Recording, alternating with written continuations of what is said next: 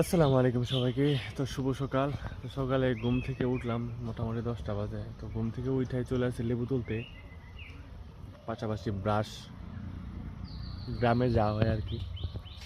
তো লেবু তুলতে এসে দেখি লেবু মোটামুটি একটাও নাই, কারণ হচ্ছে ঈদের সময় সব লেবু বিক্রি করে দিছে। তো আরেকটা বাগান আছে, সেখানে যাব।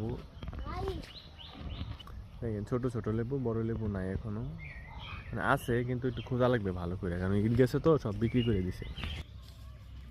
এই গাছটাতে অনেকগুলো লেবু আছে, কিন্তু ছোট অবশেষে একটা পাইলাম, তাও তোলার মতো। নিয়ে যাবো চট্টগ্রামে, কারণ আমার সামনে অনেক লেবুর প্রয়োজন।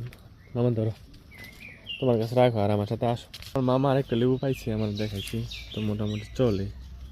এটাও নিয়ে নিলাম, নাও রাখো। তো দুইটা হলো আমার, মোটামুটি 20-25টা লেবু লাগবে। বাসায় 8টা আছে অলরেডি। তো গ্রামে এরকম মজাই আলাদা। তো আজকে চলে যাব বিকাল 3টায় ট্রেন নরসিংদী থেকে চট্টগ্রাম। দেখা হবে চট্টগ্রামবাসী সবার সাথে। নরসিংদী গ্রামের প্রকৃতি, আমার বাসাটা এই যে লেবু বাগানের ওই পাশে, মানে একবারে গ্রামের ভিতরে।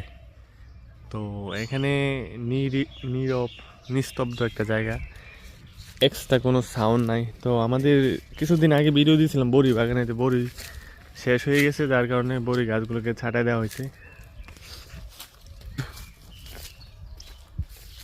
তো সাথে থাকেন, ওখানে যে লেবু বাগান আছে আরও, সেদিকে যাচ্ছি, দেখাচ্ছি পরবর্তীতে কোনো লেবু পাই কিনা।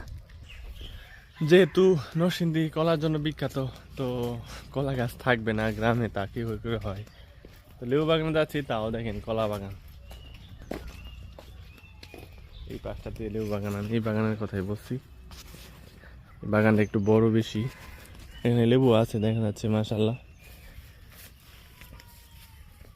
ভুল করেও লেবু বাগানে খালি গিয়ে আসা মোটে উচিত না। আমি তাও একটা তয়লা নিয়ে চলে আসছি ঘুম থেকে ওইটা, কারণ সময় নাই, আর সাথে ব্রাশ করা চলতেছে।